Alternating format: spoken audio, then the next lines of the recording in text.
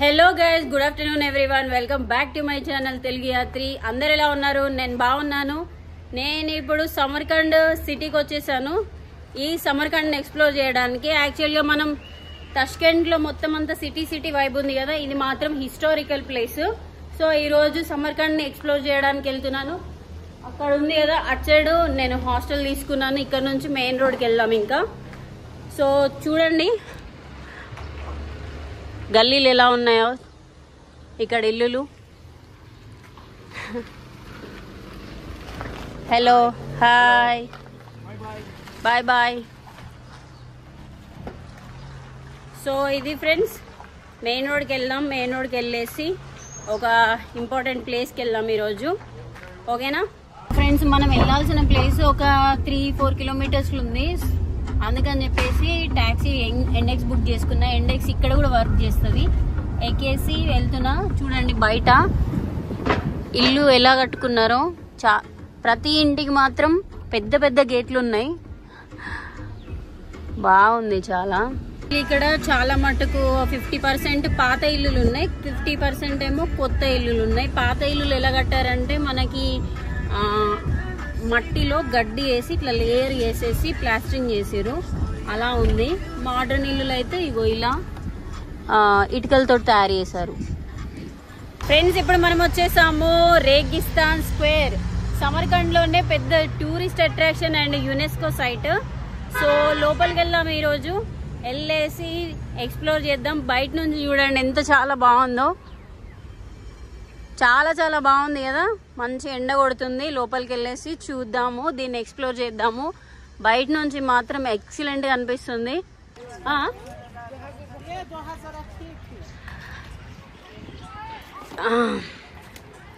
What is this?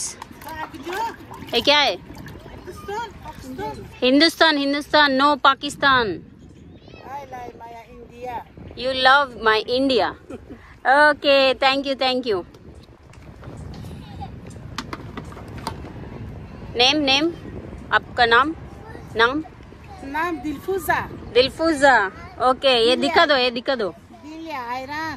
Iran. ఇందులో ఏమేమి వేసిరంటే కొంచెం ice, this fruit Apple mess. Actually guys నేను ఇక్కడ మాక్సిమం కార్డ్ యూజ్ చేస్తాను. నా దగ్గర క్యాష్ లేవు. 2000 ఉన్నాయని చెప్పిన. 2000 ఉన్నాయి. యాక్చువల్లీ దీనికి 5000 అవుతుందంట. అయినా కానీ నాకు 2000కి ఇచ్చేసింది aunty. Thank you so much.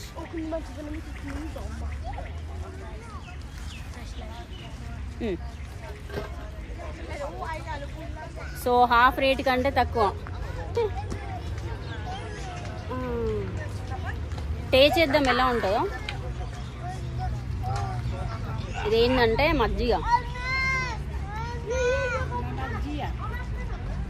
మజ్జిగ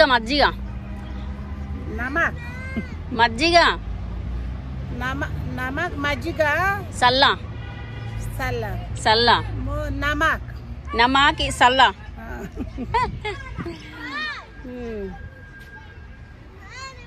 ఎండ బాగా కొడుతుంది కాబట్టి మనం ఇట్లాంటివి తాగితే మంచిగా డీహైడ్రేట్ కాకుండా ఉంటుంది.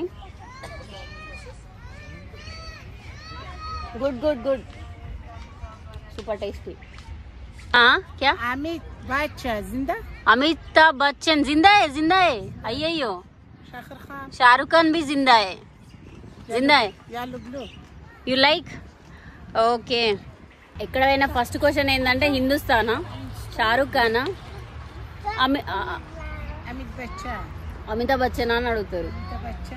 టికెట్ తీసుకున్నాను. టికెట్ వచ్చేసి 65,000 సోము. అంటే మన ఇండియన్ కరెన్సీలో దగ్గర 500 రూపాయలు పే చేయాలి. అంతగానం ఏమున్నదో ఇంట్లో చూద్దాము. Hello, back. Okay, thank you. So friends నేను రేగిస్తాన్ స్క్వేర్ మధ్యలో ఉన్నాను. రేగిస్తాన్ అని అంటే ఎడారి అని అర్థం. ఈ ఎడారి మీద కట్టారని చెప్పేసి దీన్ని రేగిస్తాన్ స్క్వేర్ అని పిలుస్తారు. యాక్చువల్గా ఇది ఇస్లామిక్ స్కూల్స్ అన్నమాట. ఇస్లామిక్ స్కూల్స్ చూస్తున్నారు కదా ఎంత మంచి స్ట్రక్చర్ తోట ఉన్నాయో. చాలా చాలా బాగున్నాయి కదా. ఇందులో 3 బిల్డింగ్స్ ఉన్నాయి అన్నమాట. ఇక్కడోటి.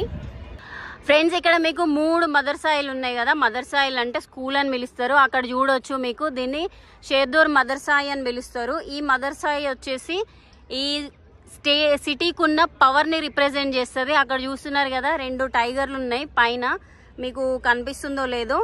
సో దీని మీనింగ్ ఏంటంటే ఈ సిటీకి ఉన్న పవర్ని ఇది రిప్రజెంట్ చేస్తుందంట. ఇది వచ్చేసి మనకి దీని పేరు టిల్లుకోరి మదర్సాయి అని పిలుస్తారు. ఈ టిల్లుకోరి మదర్సాయి అంటే గోల్డ్ అని అర్థం, గోల్డ్ని రిప్రజెంట్ చేస్తుంది అనమాట ఇది. సో అక్కడ చూడొచ్చు ఒక బ్లూ కలర్ది ఉన్నది. అండ్ ఇది వచ్చేసి దీని పేరు వచ్చి ఉలుగ్బెక్ మదర్సాయి అని పిలుస్తారు దీన్ని. ఇందులో వచ్చేసి సైన్స్, ఆర్ట్స్ ఇవన్నీ నేర్పిస్తారంట. సో ఈ 3 ఆర్కిటెక్చర్ పరంగా అయితే చాలా చాలా బాగున్నాయి.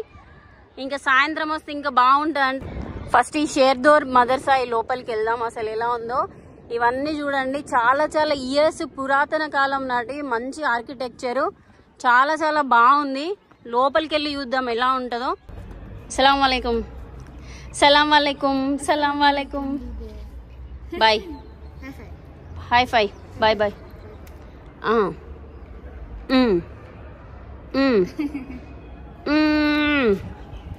సో లోపలికి వెళ్దాం ఫ్రెండ్స్. లోపలికి వెళ్ళిన తర్వాత ఏముందంటే ఇక్కడ ఇస్లామిక్ కల్చర్లో యాక్చువల్గా ఇగో ఇలాంటి ప్లేట్స్ కానీ ఇవి కానీ రిప్రజెంట్ చేసేటట్లు బాగా డెకరేట్ చేసి పెట్టారు. ఇవన్నీ చూస్తున్నారు. ఇవి స్కూల్స్ ఒక 60-70 ఇయర్స్ బ్యాక్ వరకు యాక్టివ్గానే ఉండేటి అంట. దాని తర్వాత క్లోజ్ అయిపోయి దీన్ని ఒక యునెస్కో సైట్ చేసేసి ఇందులో చూస్తున్నారు కదా ఈ స్కూల్స్ ఉన్నాయి కదా, స్కూల్ క్లాస్ రూమ్స్. ఈ క్లాస్ రూమ్ని షాపింగ్ చేసుకోవడానికి అని చెప్పేసి టూరిస్ట్ ప్లేస్ లెక్క మార్చేసారు. సో అది టూరిస్టులు ఇక్కడికి ఎందుకు వస్తారంటే చాలా చాలా మంచి ఆర్కిటెక్చరు ఇక్కడ చూడడానికి తక్కువలో అయిపోతుందని చెప్పేసి ఇక్కడికి వస్తారు.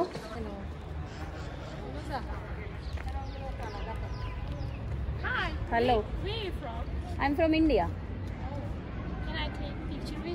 Okay, no problem. What's your name by the way? My name is Gunnar. You are from here? Uzbek? I'm from Bukhara. Bukhara. Okay. Take picture. Have you ever been to Bukhara? ఇప్పటికి ఒక 23 ఫోటోలు దిగిన ఇక్కడ టూరిస్టులతోటే. The last one.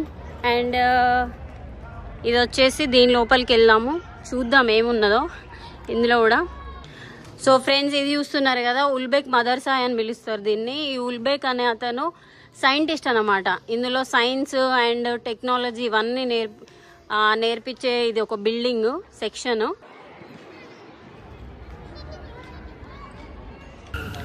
Congratulations.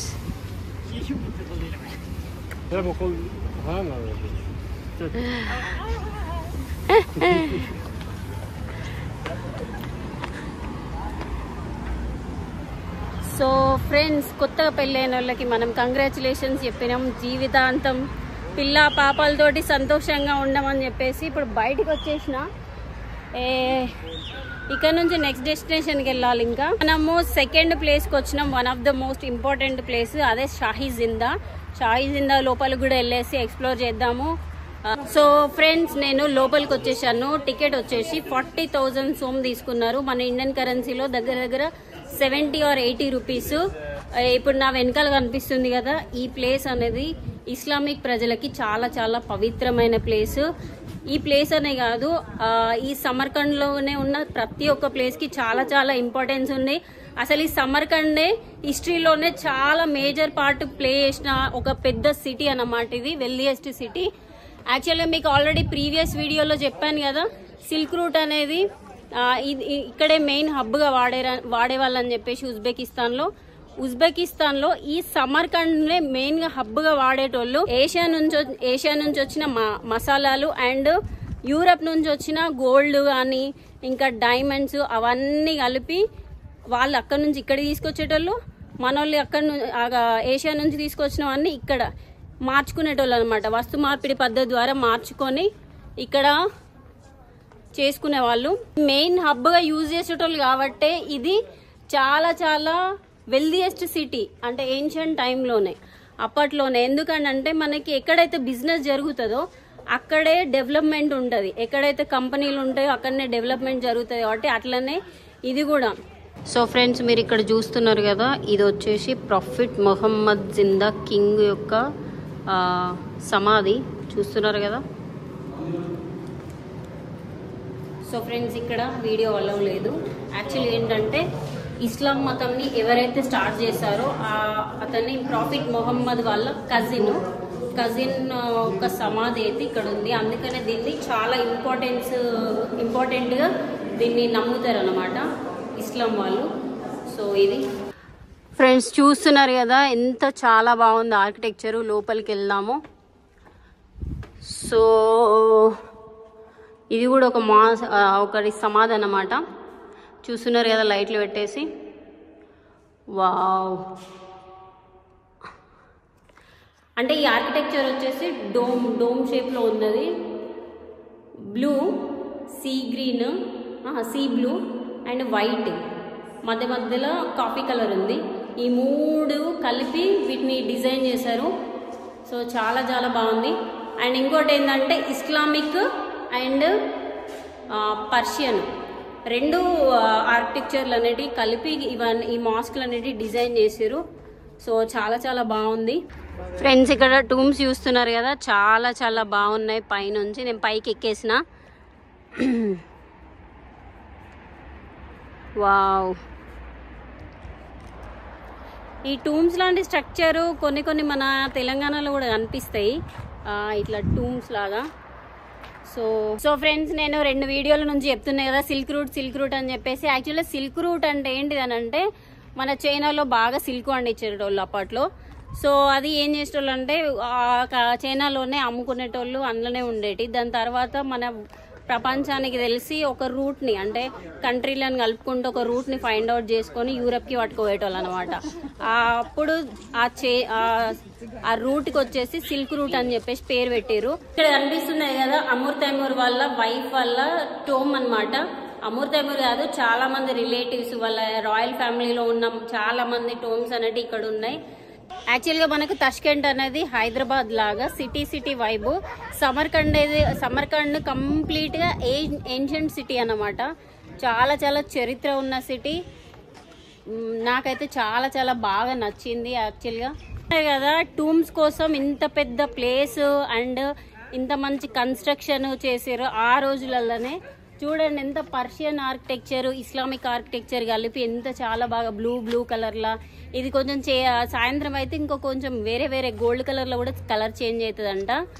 So అక్కడ కూడా చూడొచ్చు మొత్తం అంత ఎంటీ స్పేస్. అక్కడ టూమ్స్ ఇక్కడ చూడండి, ప్రతి ఒక్కదానికి ఒక టూమ్కి ఒక్కొక్క స్పెషాలిటీ ఉంది. వీటిని ఏమంటారంటే ముసల్లమ్స్ అంటారు, అంటే టూమ్స్ అని అర్థం, గ్రేవ్ యార్డ్ లాగా. సో ఫ్రెండ్స్, ఇక్కడ చూస్తున్నారు కదా బోర్డు మీద క్రిస్టియన్ రాసింది. క్రిస్టియన్ అంటే నో అని అర్థం. ఫ్రెండ్స్, మనం నెక్స్ట్ డెస్టినేషన్కి వెళ్ళిపోదాము. ఆల్మోస్ట్ కవర్ అయితే వేసేసిన ఈ ప్లేస్. ఫ్రెండ్స్, నేను ఇప్పుడు ఎక్కడికి వచ్చానంటే అమీర్ తైమూర్ ముసల్లంకి వచ్చాను. అమీర్ తైమూర్ మీకు తెలుసు కదా, ఇక్కడ రాజు అన్నమాట. ఈ సమర్కండ్లోనే పుట్టి ఇక్కడనే పరిపాలించిన రాజు ఇతను. సో అతన్ని సమాధి అనుకోవచ్చు, టూమ్ అనుకోవచ్చు. చూస్తున్నారు కదా ఇదంతా. మీకు చెప్పాను కదా ఆల్రెడీ, జంగీస్ ఖాన్ లాగా అండ్ అలెగ్జాండర్ లాగా ఈ అమీర్ తైమూర్ కూడా చాలా చాలా యుద్ధాలు అనేటివి ఇక్కడ నుంచే స్టార్ట్ చేశాడు. ఆయన కూడా విశ్వ విజేత కావాలని ట్రై చేసి మన ఇండియా మీదకి కూడా వచ్చి చాలా విధ్వంసం చేసిండు. ఆయన ఇక్కడి వాళ్ళకి రాజేమో కానీ మనకైతే కాదు. సో లోపలికి వెళ్దాం, చూద్దాం ఏమేమి ఉంటాయని చెప్పేసి. అమీర్ తైమూర్ 1336 అండ్ 1405. సో ఇది కన్స్ట్రక్షన్ చూస్తున్నారు కదా. ఇక్కడ ఒక మ్యూజియం ఉన్నది. ఇదంతా మ్యూజియమే, పెద్దగా ఏం లేదు. బయటికి వెళ్దాము.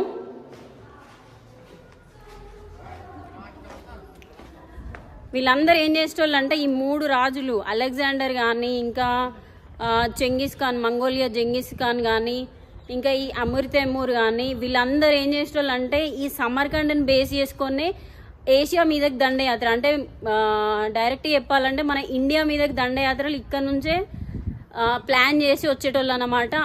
అమీర్ తైమూర్ లాగానే అలెగ్జాండర్ కూడా మన ఇండియా మీదకి దండయాత్రలు అయితే చేశాడు.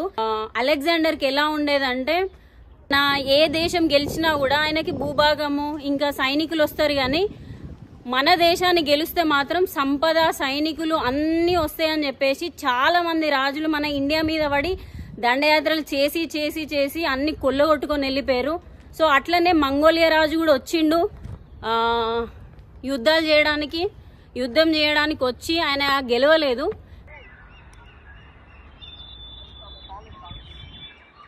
గైస్ ఇంకో విషయం ఏంటంటే విశ్వ విజేత అయిన అలెగ్జాండర్ కూడా మన ఇండియాకు వచ్చేసి యుద్ధం చేసి మన ఇండియాలో ఉన్న పురుషోత్తముడి తోటి యుద్ధం చేసి గెలుస్తాడు అనమాట.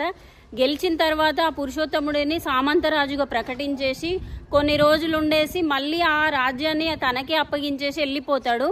ఎందుకు వెళ్ళిపోతాడు ఏంది అని తెలియదు. చాలా మట్టుకు అంటారు గ్రీకు పురాణాల్లో ప్రకారం అయితే అలెగ్జాండరు గెలిచాడు అని చెప్పేసి రాసి ఉన్నది. కాకపోతే ఏంటంటే మనకి ఎంత కాన్ఫ్లిక్ట్ టాపిక్ అయినా కానీ ఏంటంటే మనకేందంటే లిఖితపూర్వకంగా ఏమీ లేవు. చాలా మట్టుకు ఏం నమ్ముతారంటే రాసిన వాటినే నమ్ముతారు. మన దగ్గర చాలా మన భారతదేశంలో చాలా ఘట్టాలు అనేవి జరిగినాయి. వాటికి ప్రూఫ్స్ లేకుండా మన నలంద తక్షశిల ఇవన్నీ కాల్చేసి పడేశారు. కాబట్టి మనకి ఇప్పుడు నిజంగా జరిగినా కూడా మనకేం ప్రూఫ్స్ లేవు కాబట్టి ఇక మనము ఏం ఫైట్ చేసుకోవడానికి లేదు. సో అది ఫ్రెండ్స్, ఇది కంప్లీట్గా హిస్టరీ బ్లాగ్ అయిపోయిందని ఏం అనుకోకండి. నాకు తెలిసినంత వరకు అయితే షేర్ చేసిన మీతోటి. సో ఈ ఉజ్బెకిస్తాన్లోని సమర్కండ్కి అండ్ మన దేశంలో జరిగిన యుద్ధాలకైతే చాలా మట్టుకు అయితే సంబంధం అవుతున్నది. అంత ఇంపార్టెన్స్ ఉన్న సమర్కండ్. యాక్చువల్గా నాకు ఏమంటారు